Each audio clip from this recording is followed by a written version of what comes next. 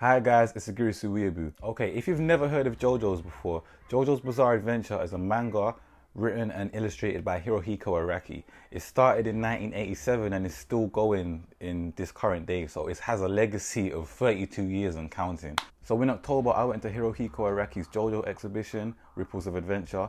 Unfortunately, there was no photography allowed inside the actual event, so in this video, I just want to kind of try and explain to you what it was like there, what my experience was like going there, you know. Anyways, how I got there. Okay, so originally I'd planned to go to this event by myself, but I actually got to go with my friend Satoshi, which is pretty cool. Okay, so as you get to the event, obviously you show them your ticket, you kind of go in, it's like a little queue and there's some things like on the walls outside, you know. But as you get in now, the first room is kind of like a long hall, yeah. So in this room, the drawings on display were actually original drawings from the final battles of parts 1, 3, 5 and 7. So that was pretty much all in this room, but there was like other little pictures in between. This room I'm talking about now, that's like where the video's from. That little display in the middle is quite strange because I went to an art gallery, an art exhibition recently in my own city, like a Japanese one, and they had the same like this kind of design there. So maybe that's just a Japanese thing. But what was actually on the JoJo one was like all the protagonists and antagonists from parts 1 through 8, which is pretty cool, you know. So one side you got like Jonathan, Joseph, Jotaro, on the other side you got like Dio, Cars, and you know what I'm saying. So that was pretty cool. Okay, so as you walk into the next room now, there was like more art, and there was actually like some contemporary art on the walls. There was little bits of information about stands. If you've read part 7, there's like a little few pages where they talk about the power of stands, and then I think they took it from there, and it's like it was a lot of little bits taken from the manga, but again, that was just more about the characters and stand powers as such, you know. So yeah, like in the first room you would have seen like some of these on display. Like obviously that's original art, you know. Okay, I know y'all can't see this too well, but these pictures here, this is actually the art that was kind of like at the end of the second room. So it was like some kind of contemporary art. Araki actually made all this himself. Like, I mean, he's so cool. Like, this nigga does so much. He's a mangaka artist. Like, yeah. So he had some kind of abstract kind of art. And I think on the next bit, like, you walked around the corner again into like a next little room. And this room was kind of dark. It was like a big video being projected on the one side of the wall. And then the video I saw, it was Crazy Diamond, Gold Experience and Star Platinum, and they was like kind of being made from scratch in like a CG kind of type video. For Crazy Diamond stand, you'd be seeing like all these kind of blue wires, and then like eventually they would create the stand, you know. Like Gold Experience, like it would just be like loads of like gold liquid kind of thing, and then you just kind of see it getting made, and then basically they'd be stood together and kind of like, you know, full 3D models, and the camera would like swing around them, and they all look like really clean, like they look like real life, you know. So seeing that was pretty cool still. Okay, so the next part of the event after that was like the main attraction, because this is where you got to see like the huge life-size paintings that Araki done specifically for this event, yeah. So basically when you walk into this room, on your left there's a video of Araki being projected onto the wall, and then all other sides of the room are the paintings, you know. Anyways, let me show y'all the pictures. Okay, so like in the official art book from the event, there's like this pull-out page which says making of new large format exclusive artwork. There's always a trader. But anyways, okay guys, so this is what it was like inside the room. There was all these life-size drawings of the characters and that. Like, it was pretty cool, like, because they would look so big. Obviously everyone's done in like Araki's current style of drawing, so you know, some characters may look a little weird. Not weird, but you know what I'm saying, different. Like I say, everything was just connected like this in the room, you know. Like, look how different Dio looks. Like, he looks so cool, like, no homo obviously, but like, you know what I'm saying, Donnie bare chest, like with the world next to him, pretty cool. Okay, so the room after that, they was just talking about other things Araki's done. They was talking about some of his other art exhibitions, talking about his link ups with Gucci, talking about when he had his paintings in the Louvre, that famous museum in France. There was just a lot of talk about those things. There was also like information on the walls about Araki's inspiration from all the different kind of artists. Like I can't think of names off my head now, but you know, like the European kind of old, you know, like Atlas holding the world. Like, you know, a lot of the art in part 5 is like inspired by you know, old like European kind of art, you know. You know the kind of art I'm talking about. I hope you guys do. Like, I can't think of it off my head now, but yeah. So, oh, that's another thing. You know, with the whole poses, yeah, it's like a lot of the poses are actually impossible to do. That's what they were saying. If you look at the anatomy of the human body, even like Rohan's one, where man's like that, you know, like they was all saying that's impossible. So yeah, it was interesting still just seeing like where some of his inspirations actually come from. And yeah, after that was kind of it. Like the event was kind of like drawing to a close. So as you're like walking out now, you know, there was a couple posters. Like there was crazy shit I didn't know about, like JoJo, like as the franchise, done a collaboration with Mercedes. Like there's a JoJo car with like the dough sound all over it, like, you know what I'm saying? Like not the medicine one, the go, but the like a JoJo car, really? Like, well, yo, it exists. There's a JoJo phone made by whatever company that is, you know. But I thought that was pretty cool, JoJo phone. And then the JoJo game. Obviously, my friend I was with, Satoshi, he was like, yeah, the game's good. He was like, I play it. Obviously, I searched for it on my app store, but you know, obviously, that's not going to be available in my region, you know. I know there's ways to change your region and this and that to get the game. Like, I haven't bothered to do it yet, but obviously the information is there for you if you want to try and play it, you know. Okay, obviously there was a shop at the end of the event to buy exclusive goods. This is going to be like my little mini JoJo haul. Like, I want to show y'all what I got. First, let me tell you like what they had on offer, yeah. There was like a poster from every part to buy. They had obviously lots of little badges.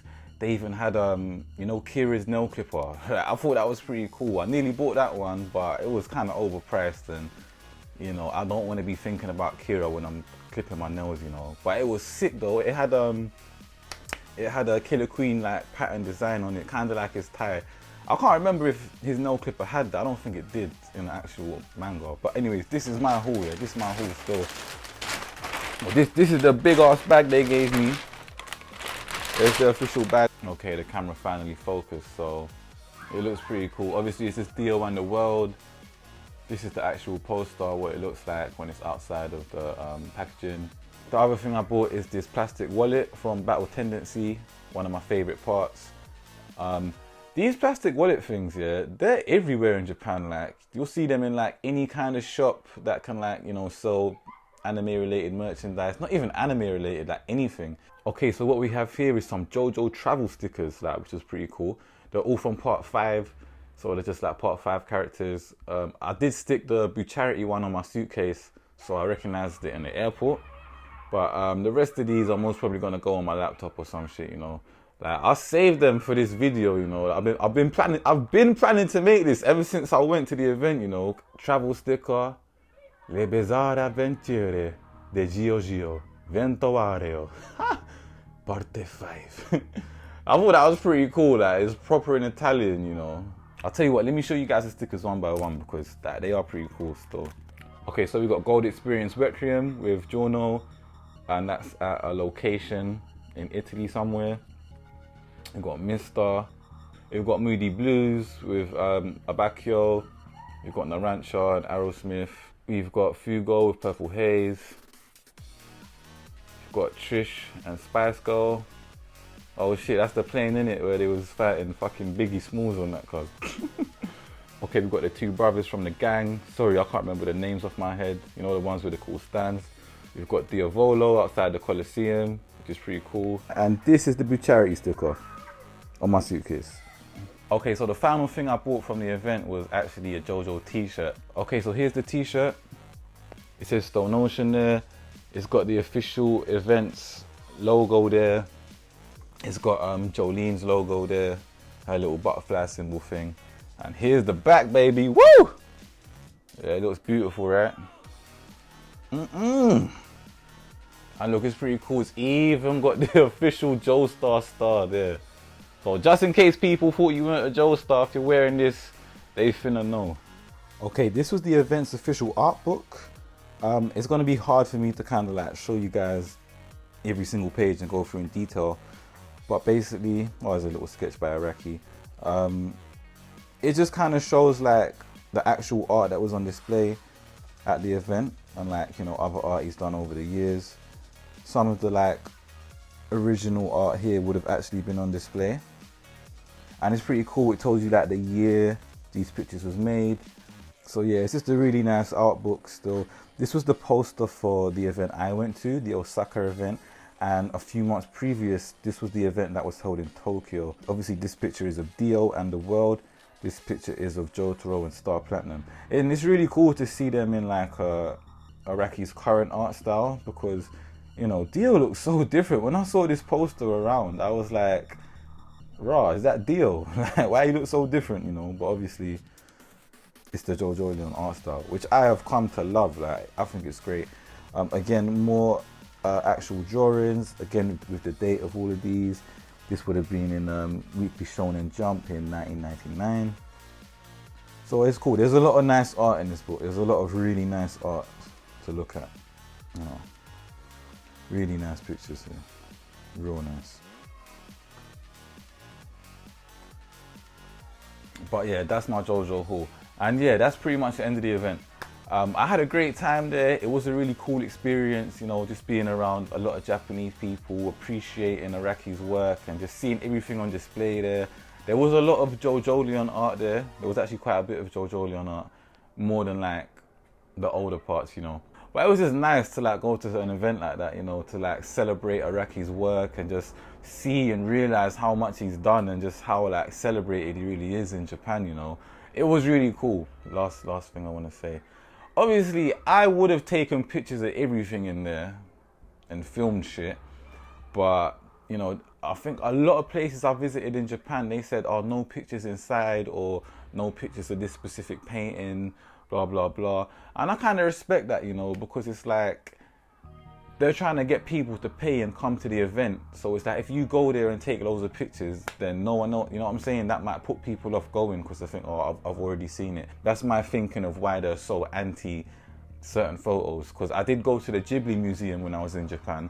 I was trying to take pictures in there, yeah. Ie, that means no in Japanese. You see the staff with their Hawkeye's cars, they're like, Ie, Ie, Ie, Ie. Like every time I'm trying to take a picture, I was like, oh shit. You know what I'm saying? And when I went to this JoJo event now, the security looked on point. Like, they looked kind of serious still. Like, they looked quite serious. Like, it was like a dapper event. Like, I thought, you know what? I'm not going to be the only foreigner here, yeah, that's going to come act stupid. And I just thought, you know what? Nah. Obviously, I snapped 1 or 2 little pictures inside, you know, but obviously, I just did what I could do. So, obviously, guys, I hope you've enjoyed my account of my experience there. I hope y'all like the shit I bought, you know. But yeah, I hope I've been able to paint a better picture for you of what it was like to attend and walk around and see all the art. I hope you guys enjoyed this little video. I'm Magirisi Weeaboo. Please like, share, subscribe. You know, if you've got other friends that are fans of JoJo, maybe they like this video, so do share it with them. And yeah, I hope y'all all enjoyed this and take care. See you in the next one. Peace.